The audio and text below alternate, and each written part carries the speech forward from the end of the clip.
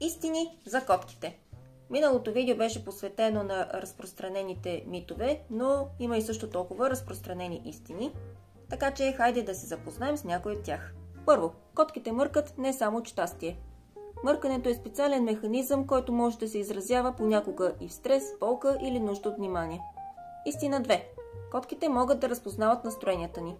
Научно е доказано, че те са чувствителни към гласа и езика на тялото на човека. Истина 3.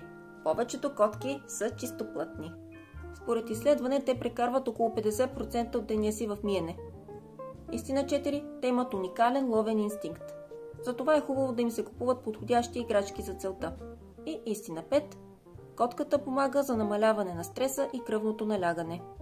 Наистина, котката има много добра интуиция и силни вибрации. Може да споделите нещо друго любопитно в коментар, ще се радвам. Поздрави от Даниела!